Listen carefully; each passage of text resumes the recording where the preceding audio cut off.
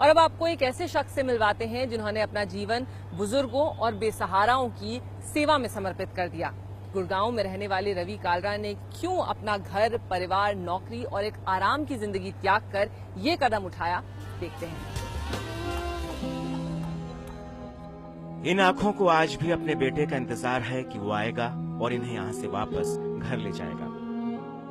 लेकिन अफसोस कि ये कभी न खत्म होने वाला इंतजार है, क्योंकि इन्हें यूं अकेला छोड़कर जाने वाले इनके खुद के बच्चे ही हैं। यह हाल गुड़गांव फरीदाबाद रोड पर बने वृद्धाश्रम में रह रहे सैकड़ों बेसहारा बुजुर्गों का है, जो अपने ही बच्चों से ठुकराए जाने के बाद जीने की उम्मीद ही खो चुके थे। लेकिन अब इनकी जिंदगी में एक नई उम्मीद जगी है। आशा की इस किरण का नाम है रवि कालरा, जो आज इनके जीवन में एक बार फिर से खुशी के रंग भर रहे हैं। ऐसे लोगों को सड़कों से रेस्क्यू करना जो लाइट बीमारियों से ग्रस्त हैं, या ऐसे लोग जिनको कीड़े पड़ जाते हैं या मेंटली डिसेबल हो जाते हैं या सड़कों पर कचरा खाते हुए दिखते हैं या बिना कपड़ों के इधर उधर बैठे रहते हैं, तो मैं बहुत परेशान रहता था कि ऐसे डिस्कम्फर्ट्स क्यों हैं हमारे आसपास और हम सब लोग इतने कठोर कैसे हो गए कि इनको इग्नोर कर देते हैं। तो मुझे ऐसे लगता है कि भगवान ने हम सबको सब कुछ दिया, इसलिए हमारी ड्यूटी बनती है कि हम ऐसे लोगों को एक अच्छा जीने का सहारा दें। रवि इन्हीं हालात को बदलने की कोशिश में जुटे हैं। लेकिन आखिर ऐसा क्या हुआ कि रवि जैसा आम इंसान अपना सब कुछ छोड़कर बदलाव का एक सिपाही बन गया? मैंने एक गरीब बच्चे को और एक कुत्ते को एक साथ सड़क पर कचरा खाते हुए देखा था, तो बस वही शायद एक जीवन का टर्निंग पॉइंट था। तो मैंने उसी समय संन्यास ले लिया और अपना जीवन सेवा में समर्पित कर दिया, तभी ये हमारी ऑर्गेनाइजेशन बनी थी।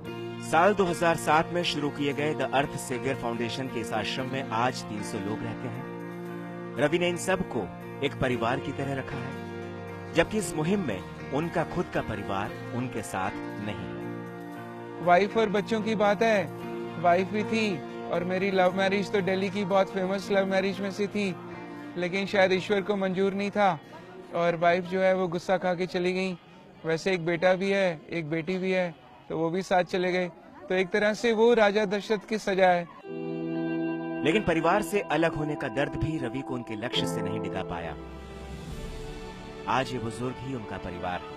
वो हमारे लिए भगवान है। इतनी पब्लिक को देख रहे हैं, चिल्ला रहे हैं, ऐसा इंसान ही नहीं है दुनिया में, ऐसा आश्रम ही नहीं है। मैं तो ये महसूस करता हूँ कि जगह ने मुझे सही कर दिया और सेवा की तरफ मेरी बहन भी कहती है अब तो कुछ मत कर, सिर्फ सेवा कर।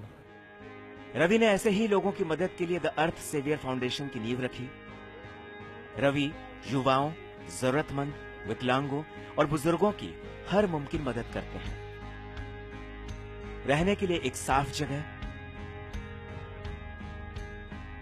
और 4 वक्त के खाने से लेकर स्वास्थ्य सेवाओं तक यहाँ सभी जरूरी सेवाएं मौजूद हैं। और खास बात यह है कि ये सब प्यार और अपनेपन के साथ किया जाता है। सेवा जो है वो आपको किसी भी एक खरबपति से ऊपर बना देती है और इससे आपका ऑरा भी बहुत पॉजिटिव हो जाता है, एक बहुत ही अच्छी एनर्जी आ जाती है, आपके दुख दर्द भी दूर हो जाते हैं निस्वार्थ भावना से सेवा करने से। लेकिन रवि सिर्फ यही नेक काम नहीं कर रहे हैं, वो पर्यावरण और ध्वनि प्रदूषण को लेकर भी सक्रिय हैं। लोग रवि को no honking man of India के नाम से बुलाते हैं। रवि और उनकी टीम जगह जगह हॉर्न बजाने के खिलाफ अपना अभियान चलाती है और लोगों को ध्वनि प्रदूषण के बारे में जागरूक करते हैं। हमने बेड़ा उठाया है कि आने वाले 2 महीने के अंदर मैक्सिमम प्लेसेस पे और डू नॉट हॉर्न के पोस्टर्स, बोर्ड, स्टिकर्स फ्लड कर देंगे कि यहाँ पर बहुत ज्यादा हॉर्न बजते हैं ताकि लोगों को एजुकेट हो सके कि बिना वजह हॉर्न नहीं बजाना। रवि की एक और नेक पहल आपका दिल छू लेगी। वो अब तक 5000 से ज्यादा लावारिस शवों का अंतिम संस्कार कर चुके हैं। अपनी इस निस्वार्थ सेवा के लिए रवि को 2012 में सरदार वल्लभ भाई पटेल अंतर्राष्ट्रीय अवार्ड से भी सम्मानित किया गया। Nishit Malhotra, news world India, Delhi.